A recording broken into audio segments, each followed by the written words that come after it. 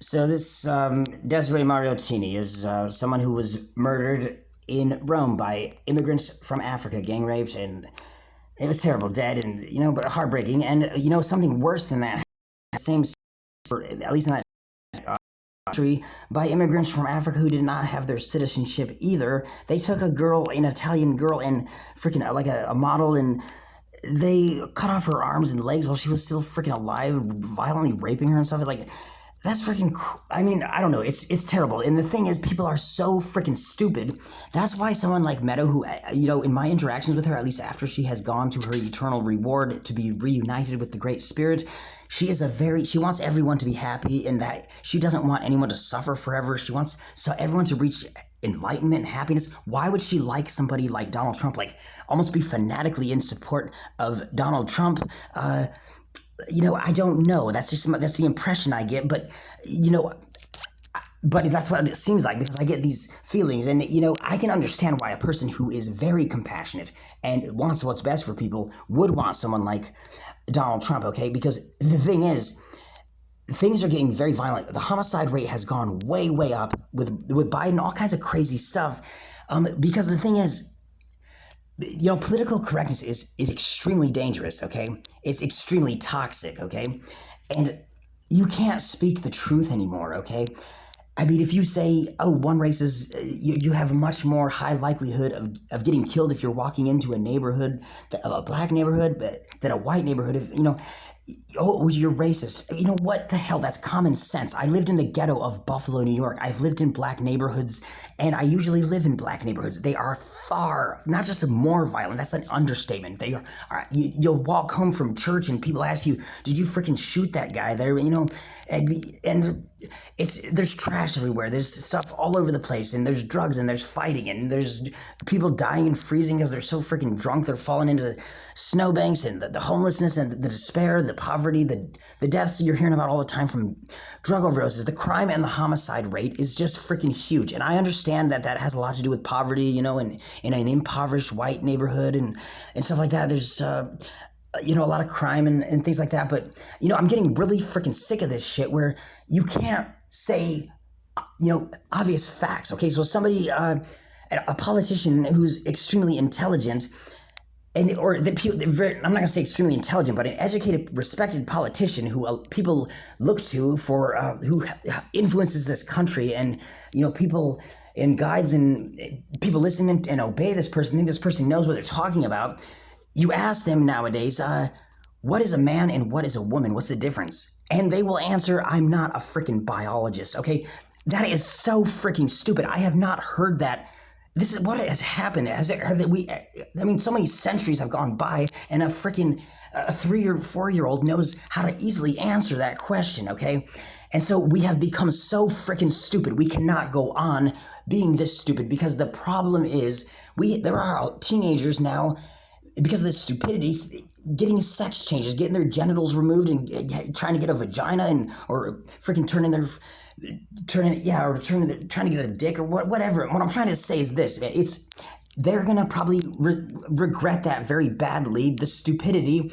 I mean, women are getting their breasts cut off, and a lot of people are going to live a lifetime of regret, because when you're in high school, all your hormones and your mind there's all kinds of insanity. I am not anything like I was when I was in high school. Okay, we cannot have political correctness. That people need to wake up. Okay. And in fascist Italy, do you think people shot up their schools in fascist Italy? Mussolini was in power for almost 23 years, and there was very little crime. There was very little unemployment. He created colonies overseas and lots of jobs. There was very little division. Okay, I mean, the country was extremely divided before he rose to power, like half communist. And pretty soon, his headquarters had his face with the words C C C C C C C, which means yes, yes, yes, yes, yes. Okay, and what that means is it was a reflection of when he would ask the people to come and check are you in favor of the fascist party or not? Over 99% of them are, because even if they don't like how religious the schools are, and that he creates Vatican City State, or whatever, what they do like is it's safe. The mafia, he takes care of the mafia. He makes the kids like proud of their country. He seems like he's a strong guy. He seems like he knows what he's doing. He uproots the errors of the Soviet Union, which was worse than Nazi Germany, and they don't even get a freaking slap on the wrist for it. And he so the thing is, people like making more money. They like getting jobs, and they like a country that, it's not like America. Who's going to be proud of this freaking stupid country like Joe Biden? What is there to be proud of? I mean, I love Joe Biden. The people I pray to, I think a lot of people, I love people that have difficult lives, and I love enemies and stuff like that. But no, but I think people will have a lot more to be proud of when, you have somebody who is like intelligent, passionate, common sense. The things that are coming from the Democratic Party, I mean, things coming from the Republican Party are bad, but when you live in a country where you're letting doctors mutilate your teenagers because they get to choose what gender they are and hack off their breasts as teenagers and hack off their genitals, that's what this country is becoming. But also, I mean, it used to be when my dad was a kid, it was really safe for kids to go downtown in Chicago and get on the bus, and there wasn't a lot of the same problems. Donald Trump has actually taken a stand against, pornography and things like that are causing a lot of problems, okay? And sexual perversion and hedonism. And so I don't know what the freaking answer is, but, no, there were no school shootings in the almost 23 years Mussolini was in power in fascist Italy. The only reason he joined Hitler was because he was the enemy of Hitler. He stood up to Hitler, and then as France was falling, Hitler was getting ready to invade Italy, so it was a survival instinct. A parent will go against their conscience as they try to save their kids or their country, save their life so they can be there for their kids or whatever. He was trying to save his country because he couldn't, he didn't agree with Hitler. He renounced Hitler. He was the first military enemy of Hitler, okay? But you want to know why they didn't have school shootings there, okay? Because the kids in Italy, fascist Italy, they were youth groups. They marched. They fire guns. Okay, if Meadow Pollux, this is what they should do at Parkland High School. Okay, they should have. I don't know. I'm being silly, but the dead Kennedy boomsticks, because he was a Democrat, but he was part of the National Rifle Association. Okay, and he was very conservative in the things he cherished. He was not politically correct. He was a member of the Knights of Columbus, which uses the symbol for the fascist order as its symbol, and he was a great enemy of not just communism and solving the Cuban Missile Crisis, and wanted to conquer Cuba, but he was an enemy of like everything the communists do that is not recognized as communism, like and types of secularism and immorality, and not for abortion, and not for things that are damaging society, damaging minds, damaging the innocence of children, causing crime, all that stuff. So he was a Democrat, but he didn't defend what Democrats are defending nowadays. In fact, he defends like almost everything that conservatives can defend. So if John Kennedy was running today as a Democrat, the conservatives would probably really like him, and Donald Trump would probably really like him, okay?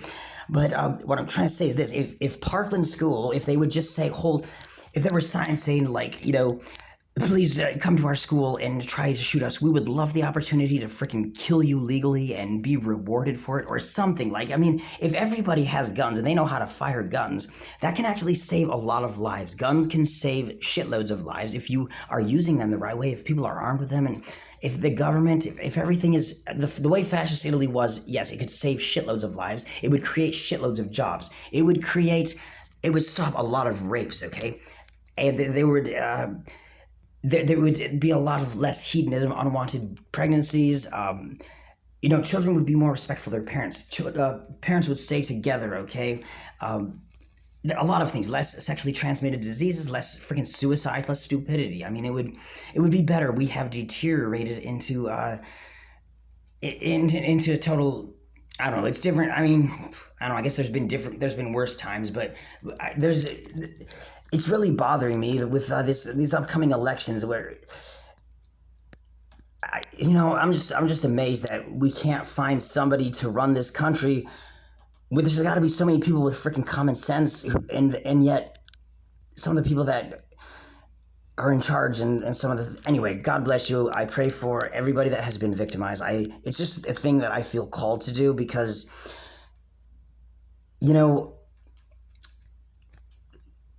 In Shinto, they say that when a person has died tragically, okay, or they're in a process of healing, okay, or they're wandering, they haven't been enshrined, they maybe have died tragically, they haven't had proper burial rites, they haven't had, something is unresolved, okay, they have work to do. They go and they look for someone to enshrine them and bless them. Some of these spirits can be mischievous.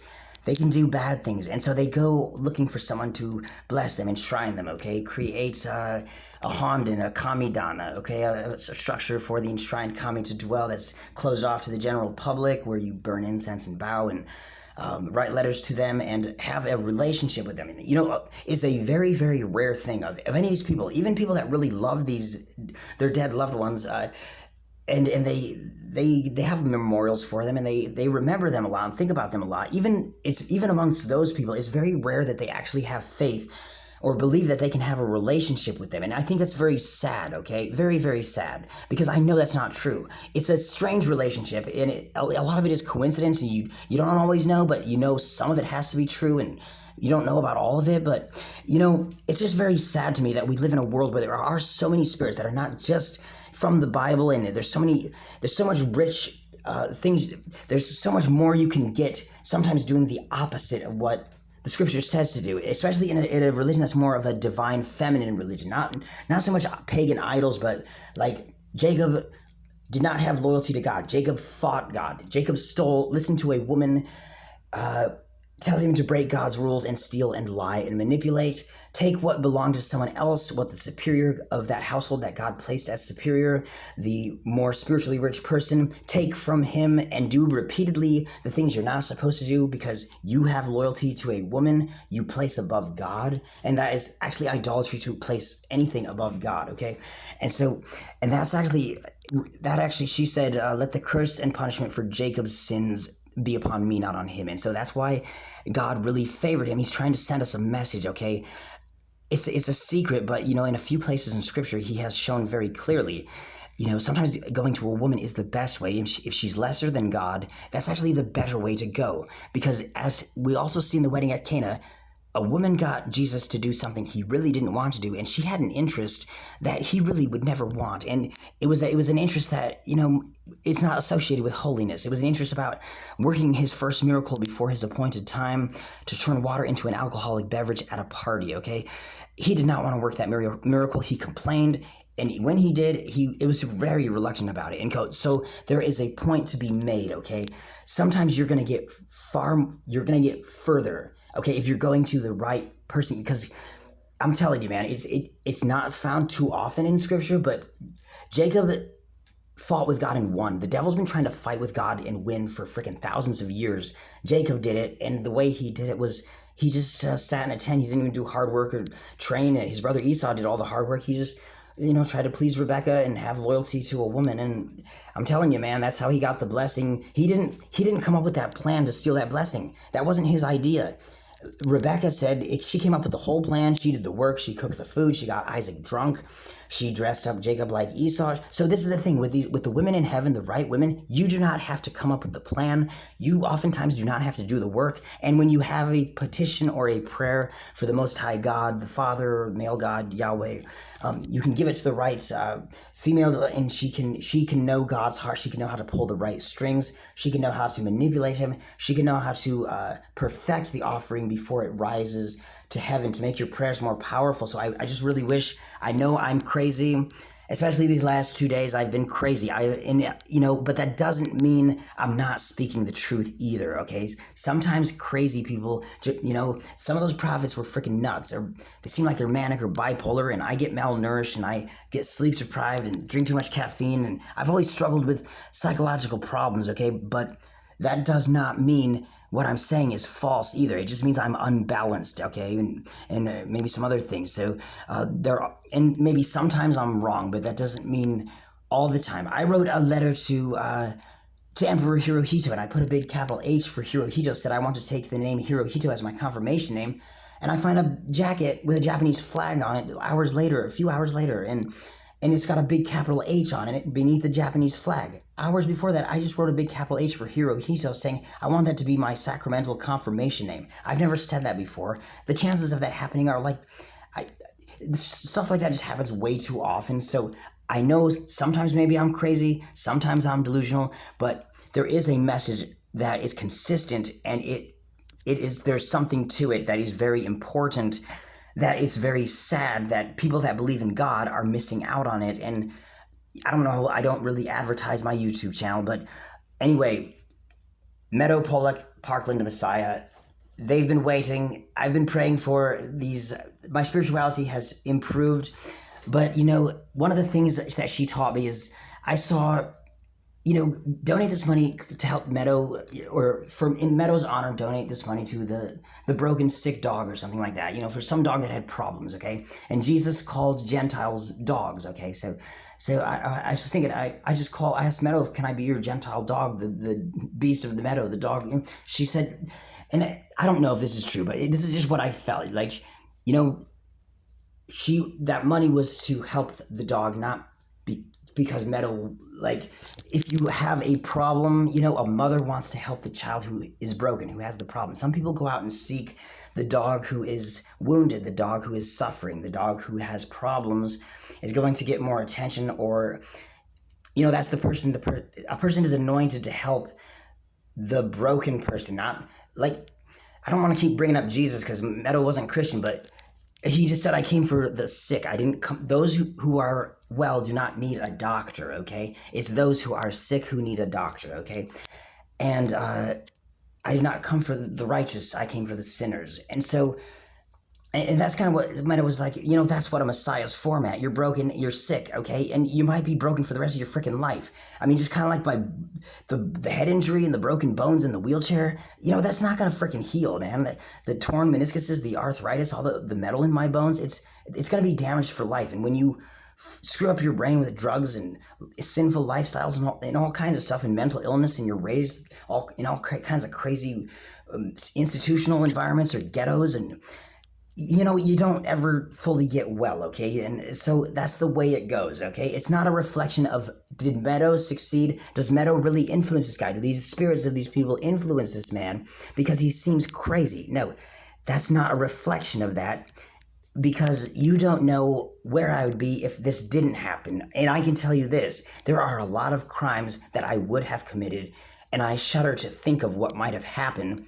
I probably would have committed suicide again. Or, I'd be scared to commit suicide. I wanted to, but after 10 weeks in a wheelchair, you get scared, if I shoot myself, is it just going to blow my freaking face off? Or, but I would have, like, no reason, passion to live. And it would suck. I'd be blaspheming all the time. I'd just be want to die, be angry all the time. And it would be a very terrible life if I didn't have this spirituality, all these coincidences, signs. So it is accomplishing the greater good. And just be wise. Try to not be politically correct. Politically correct people being politically correct is actually causing an enormous amount of people to be victimized, that the Democratic Party is claiming to love and cherish these people. The Fascist Party was the greatest slave abolitionists of the 20th century, like Abraham Lincoln. The slavery in Ethiopian Empire, they were so evil to their other black people. When they won the Battle of Ottawa, they killed, they had every black prisoner, the Eritrean prisoner, every hand and foot cut off. Okay, so God bless you. Have a great day, and try to pray for understanding. Try to always listen to your heart. Try to always, don't listen to the scriptures that say, I did not come to bring peace, I came to bring a sword. And don't listen to those scriptures that say, these people that want to bring religious unity between all the religions are freaking dangerous antichrists. Because you know what? Joseph saved people by freaking not criticizing Pharaoh for being an idolater, and Pharaoh did not criticize Joseph for being a freaking Hebrew monotheist who doesn't believe in his idols or burn incense to his gods or believe in the divinity of the Pharaoh. They worked together in harmony. A pagan empire and a freaking Hebrew that controlled Pharaoh's household and possessions. That is beautiful unity inspired by God. Okay, freaking quit criticizing. It's dangerous. I hate what I'm seeing, all this bigotry, religious bigotry and shit, if it's not in the Bible, then you can't be doing that. Nothing in the Bible says everything has to be in the freaking Bible for it to be a good, authentic, true, helpful, fruitful practice, okay? And so I'm disenchanted so much. I'm actually I like people like Gandhi and Genghis Khan now more than I like the average Christian I meet. The Hindu that I talk to is more. I like she's helped me out so much and done so many things that were like divinely inspired. Okay, and like God made it very, very clear to you in the Bible. All you have to do is read it, okay? How he is really not as offended by idolaters as you might think. He wants religious unity, and he wants, if it's going to accomplish the greater good, the most successful Messiah that really, for the Jews anyways, was God's anointed one, who was a pagan idolater, polytheist, became king of Babylon, and praised the Babylonian divinities, which have the worst reputation, especially in the book of Revelation. So, and the Jews call him their Messiah. So you guys get a freaking clue, okay? You can change history. Nineveh was supposed to, I've said this before. Remember Nineveh? God said repeatedly, when it's going to happen, what is going to happen. It doesn't happen. You can change the future. The prophecies don't have to happen. We can build a different future. And Christians do not believe that. And I guess a lot of Jews don't believe that. You can build a different future than what God said is going to happen. And that is a freaking fact, okay? And so, that's... God bless you.